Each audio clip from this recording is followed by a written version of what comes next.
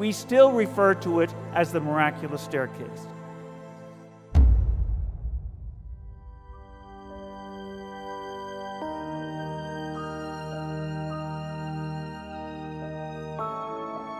Our chapel was built by a French architect by the name of Richard Lindsley. He worked on our chapel for 5 years between 1873 and 1878, and he patterned it after Sainte-Chapelle in Paris. Sainte-Chapelle has 2 circular staircases that lead from the Peasants' Chapel to King Louis IX's chapel above. It's my belief that the architect wanted to put in a circular staircase here in our chapel right from the beginning, but apparently could not find anyone from France to come and help him do that. So he completed the chapel in 1878 without any access to the balcony, which meant the sisters and the girls who went to school here could not use the balcony for the choir as it was intended.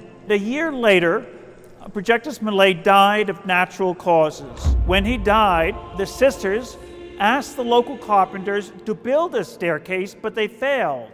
So the sisters decided to turn to prayer. The sisters said a 9-day prayer called a novena, asking St. Joseph, Jesus' foster father, to pray for them to help them with their problem. He's also a patron of workers. On the 9th and last day of their novena, just as they finished their final prayer in this chapel, an elderly man came at the front doors and knocked.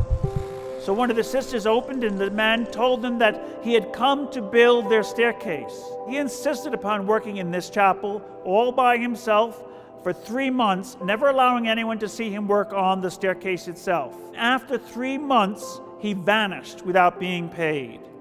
When he vanished, the sisters went to the only lumberyard in town, and the lumberyard told the sisters that the man never got any materials from them at all. When he had come off the desert on his donkey, he brought no materials with him.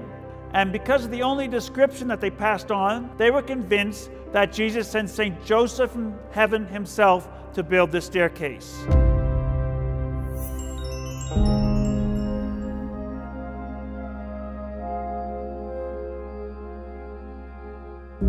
We as a museum stress 3 mysteries.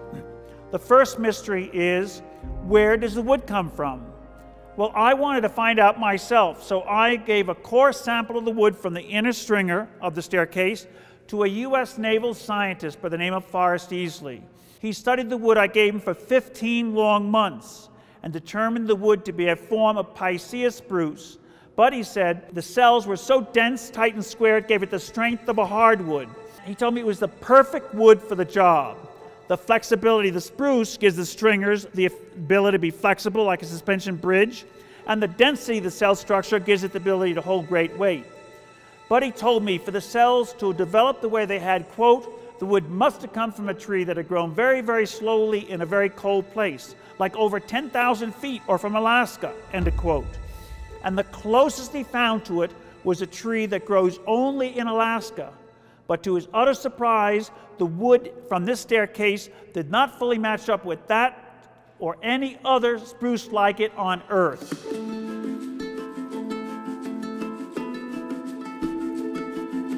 The second mystery I like to talk about is, why does it stand? Not a single engineer has been able to tell us the weight-bearing capacity of our staircase.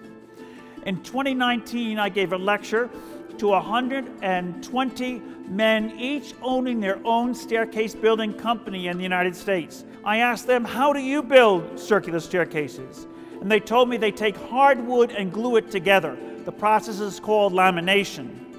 But our staircase was built before the Industrial Revolution came to Santa Fe in 1879 from at least 94 pieces of wood and held together with wooden pegs, and it's flexible.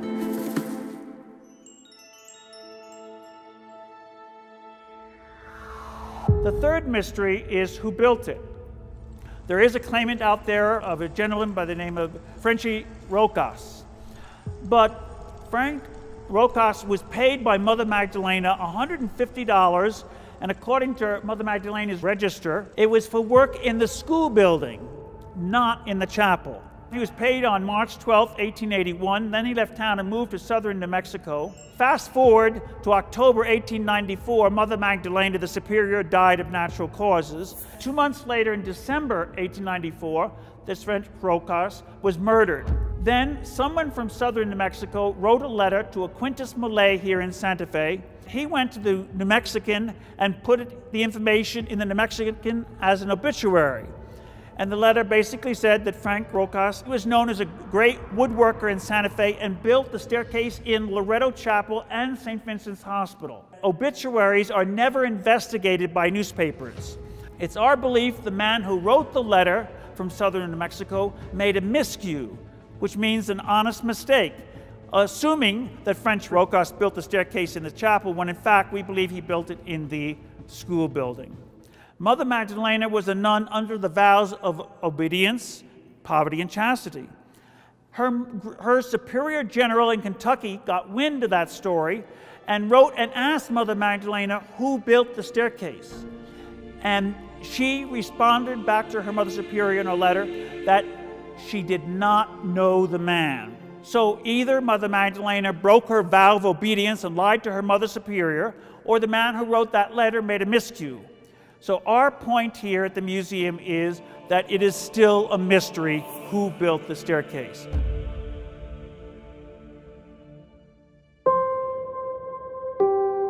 I try to be a devout Christian, so I definitely believe the Divine Providence was deeply involved, and I also believe that the prayers of St. Joseph were answered. So in some mystical way, our Lord Jesus and St. Joseph were involved, and I'll find out the detail on the other side.